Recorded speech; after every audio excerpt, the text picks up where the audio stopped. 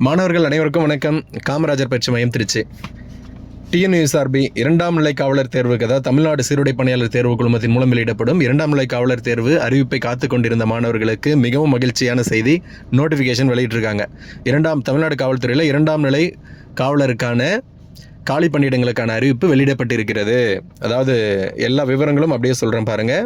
மொத்த வேக்கன்சி 3644 காலி பணியிடங்களை கொண்ட அறிவிப்பாக இருக்கிறது. 3644, 3644 வேக்கன்சிஸு.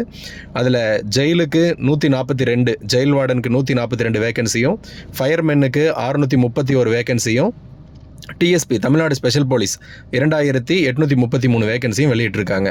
இதில் உங்களுக்கு என்னென்னலாம் சந்தேகம் இருக்கோ அனைத்தும் சொல்கிறேன் பாருங்கள். டிஎஸ்பியில் 2833 வேகன்சி அப்படின்பது ஆண் பெண் இருவருக்கும் சேர்ந்து தான். அதில் ஒதுக்கீடு எப்படி இருக்குமோ, பெண்களுக்கு என்ன ஒதுக்கீடோ அந்த ஒதுக்கீடு அப்படியே ஃபாலோ பண்ணுவாங்க. இந்த மாதிரி ஏஆர் எடுக்கலை, ஆர்ம்டு ரிசர்வுக்கு எடுக்கலை, தமிழ்நாடு ஸ்பெஷல் போலீஸ்க்கு தான் எடுக்கிறாங்க. அதாவது ஏஆர் எடுக்கலை அப்படின்னா அது தொடர்பாக வேறு வீடியோவில் நம்ம சொல்லுவோம். டிஎஸ்பியில் மட்டும் எடுக்கிறாங்க. ரைட்டு. மொத்த காலி பணியிடங்கள் 3644. தேதி வந்து பார்த்திங்கன்னா இன்று 21/8/2025 இன்று நோட்டிஃபிகேஷன் வெளியிட்ட மாதிரி சொல்கிறாங்க. அப்ளை பண்ணுறதுக்கான தேதி, அதாவது 2ஆம் நிலை காவலர் தேர்வுக்கு, தமிழ்நாடு காவல்துறையில் 2ஆம் நிலை காவலர் தேர்வுக்கு அப்ளை பண்ணுறதுக்கான தேதி நாளை 22/8/2025 நாளையில் முதல் நீங்கள் ஓப்பன் பண்ணிக்கலாம். ஆன்லைனில் டிஎன்யூஎஸ்ஆர்பி வெப்சைட்டில் போயிட்டு நீங்கள் அப்ளை பண்ணிக்கலாம். கடைசி தேதி எப்போ அப்படின்னா 21/9/2025 செப்டம்பர் 21ஆம் தேதி அப்ளை பண்ணுறதுக்கான லாஸ்ட் டேட்டாக கொடுத்துருக்காங்க. மிக முக்கியமான தகவலுக்கு மட்டும் இந்த வீடியோவில் கொடுக்குறேன். மற்றதெல்லாம் உங்களுக்கு டவுட் இருக்குன்னா கமெண்ட் செக்ஷனில் கேளுங்க. எல்லா டவுட்டும் உங்களுக்கு தெளிவாக சொல்கிறேன். கடைசி தேதி 21/9/2025. அதன் பிறகு ஒரு 4 நாட்கள் நீங்கள் விண்ணப்பிச்சதில் ஏதாவது கம்யூனிட்டி மாற்றி கொடுத்துட்டீங்க, அல்லது சர்டிஃபிகேட் நம்பர் ஏதாவது தப்பாக என்ட்ரி பண்ணிட்டீங்க, இந்த மாதிரி ஏதாவது பண்ணிட்டீங்கன்னா அதை கரெக்ஷன் பண்ணுறதுக்காக உங்களுக்கு ஒரு 4 நாட்கள் கால அவகாசம் கொடுக்குறாங்க. 25/9/2025 வரை அதை திருத்தம் செய்து கொள்வதற்கான புதிதான விண்ணப்பதாரர்கள் அதில் அப்ளை பண்ண முடியாது. 21/9/2025 25/9/2025 இடைப்பட்ட அந்த 4 நாட்கள் காலத்தில் அந்த அப்ளிகேஷனில் ஏதாவது தவறு செய்திருந்தீங்கன்னா அதை திருத்திக் கொள்வதற்கான கால அவகாசம் கொடுப்பாங்க. அடுத்து எக்ஸாம் டேட், மிக முக்கியமானது, நமக்கெல்லாம் தேவையானது எக்ஸாம் டேட்டு. இன்றிலிருந்து சுமார் ஒரு 82 நாட்கள் கழித்து எக்ஸாம் டேட் வர மாதிரி கொடுத்துருக்காங்க. எக்ஸாம் டேட் வந்து 9/11/2025, அதாவது நவம்பர் 9, 2025ஆம் தேதி தேர்வு நடைபெறும் அப்படின்னு சொல்லி கொடுத்துருக்காங்க. போதுமான கால அவகாசம் தான். என்ன, நம்ம கிட்டத்தட்ட 2 வருட காலமாக எப்போ நோட்டிஃபிகேஷன் வரும்னு வெயிட் பண்ணிட்டு இருந்தோம். நோட்டிஃபிகேஷன் கொடுத்து இங்கேருந்து 80 நாள் இருக்குது. இது நமக்கு மிக போதுமான கால அவகாசம். ரைட், சிறப்பு. அடுத்து வயது பொறுத்த வரைக்கும் மிக முக்கியமாக இருக்கக்கூடிய சந்தேகம் என்ன இருக்கும், வயது இருக்கும் இல்லையா? வயது பொறுத்த வரைக்கும், அதாவது 2024 அடிப்படையில் கொடுக்க வேணும்னு சொல்லிட்டு நிறைய மாணவர்கள் கேட்டுட்டு இருந்தோம். சென்ற வருடம் நோட்டிஃபிகேஷன் வராதனால எப்படியாவது அதை கன்சிடர் பண்ணுவாங்கன்னா, ஆனால் அப்படி கொடுக்கல. 1/7/2025க்கு முன்னர் பிறந்திருக்க வேண்டும் அப்படின்ற மாதிரி அடிப்படையில் கொடுத்துட்டாங்க. அப்போ இதோடைய விளக்கம் என்னென்னா, 1/7/2007க்கு பிறகு பிறந்திருக்கணும், 7க்கு முன்னர் பிறந்திருக்கணும். 1/7/2007க்கு முன்னர் பிறந்திருந்தால் அவங்களுக்கு 18 வயசு முடிவடைஞ்சிருக்கும். அதாவது 2007ஆம் வருடம் 7வது மாதம் ஜூலை 1, அதுக்கு முன்னாடி நீங்கள் பிறந்திருந்தால் உங்களுக்கு 18 வயசு முடிஞ்சிருக்கும். அந்த பக்கத்தில் பார்க்கும்போது உங்களுக்கு அங்கேருந்து எக்ஸம்ஷன் பார்க்கும்போது, அதாவது எஸ்சி எஸ்டியாக இருந்தால், இப்போ இருக்கிற தற்போது தளர்வுகளின்படி எஸ்சி எஸ்டியாக இருந்தால் 31 வயது, பிசி எம்பிசியாக இருந்தால் 28 வயது, ஜென்ரல் கேட்டகரியாக இருந்தால் 26 வயது அப்படின்ற அடிப்படையில் டேட் உங்களுக்கு சொல்லும் போது, அதாவது பார்க்கும்போது நமக்கு அங்கேருந்து பார்த்துக்கோங்க,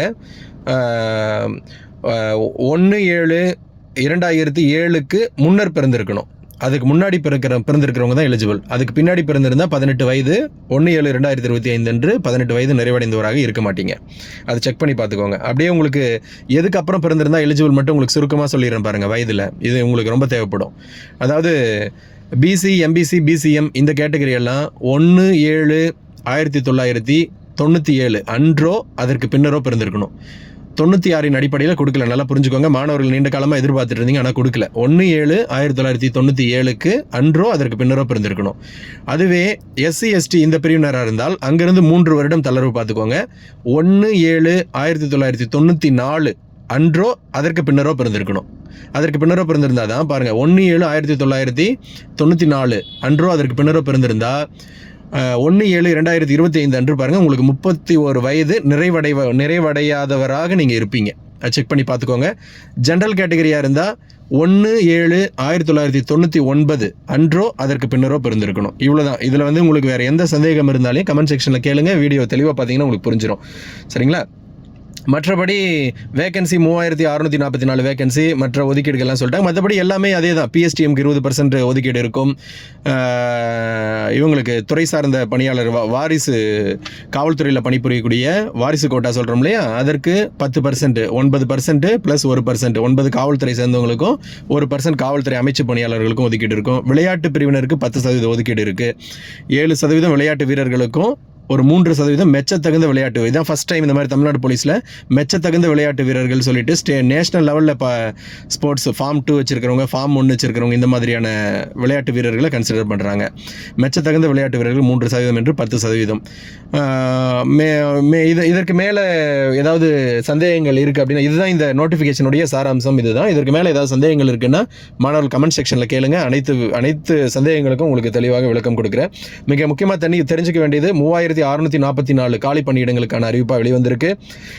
ஏஆர் அப்படின்றது கேட்காம டிஎஸ்பிக்கு மட்டுமே எடுக்கிறாங்க. ஆண் பெண் இருவருமே டிஎஸ்பிக்கு எடுக்கிறாங்க. Application date 22/8/2025. முடியறதுக்கு, அதாவது லாஸ்ட் டேட் அப்ளிகேஷன் சப்மிட் பண்ணுறதுக்கான லாஸ்ட் டேட் 21/9/2025. எழுத்துத் தேர்வு நடைபெறும் நாள் 9/11/2025. இதெல்லாம் கவனமாக வச்சுக்கோங்க. மாணவர்கள் தொடர்ந்து படிங்க. கால அவகாசம் என்பது மிக போதுமான கால அவகாசம். அதாவது பயிற்சி மையத்தின் ஆசிரியர் என்ற முறையில் உங்களுக்கு வழங்கக்கூடிய அறிவுரை, இப்போ கொடுக்கப்பட்டிருக்கிற இந்த கால அவகாசம் மிக சரியான கால அவகாசம்.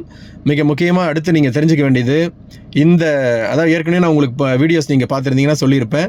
ஒரு அரசாங்கம் என்பது அது தொடர்பான இந்த ரெக்ரூட்மெண்ட் இந்த மாதிரி ப்ராசஸில் விரைவாக முடிப்பதற்கு தான் எல்லா இதுலையுமே யோசிச்சுட்டு செயல்படுவாங்க. ஆனால் இந்த முறை எஸ்ஐ போலீஸ் எல்லாமே கொஞ்சம் டிலே ஆகிட்டதுனால அடுத்த ஏப்ரல் மே மாதத்தில் தமிழ்நாட்டில் மாநில முதலமைச்சருக்கான மாநில தேர்தல் நடைபெறதுனால அதற்கு முன்னால் இந்த பேட்ச் மாணவர்களுக்கு பணி நியமன ஆணை வழங்குவதற்கு தேவையான அனைத்து ஏற்பாடுகளும் மிக விரைவாக செய்வாங்க. ஆக நவம்பரில் எக்ஸாம் நடந்ததுன்னா டிசம்பர் கடைசி அல்லது ஜனவரி ஃபஸ்ட்டில் உங்களுக்கு ஃபிசிக்கல் இருக்கும். அடுத்து ஃபிசிக்கல் ஒரு 15-10 நாளில் முடிஞ்சிருச்சுன்னா கூட அதுக்கு பிறகு உங்களுக்கு இன்டர்வியூ இதெல்லாம் கிடையாது இல்லையா, உடனடியாக அடுத்து மெடிக்கல் ப்ராசஸ் எல்லாம் முடிச்சு மார்ச் 1 நீங்கள் ட்ரைனிங் போகிறதுக்கான சாத்தியக்கூறுகள் 99.9% வாய்ப்பு இருக்கிறது. அதன் அடிப்படையில் மாணவர்கள் செயல்படுங்க. மீண்டும் ஒரு முறை மாணவர்கள் அனைவரும் 2ஆம் நிலை காவலர் தேர்வில் சிறப்பாக படித்து வெற்றி பெற்று, உடற்தகுதி தேர்விலும் வெற்றி பெற்று பணி நியமன ஆணை பெற காமராஜர் பயிற்சி மையத்தின் மிகச்சிறந்த வாழ்த்துக்கள். சிறப்பு.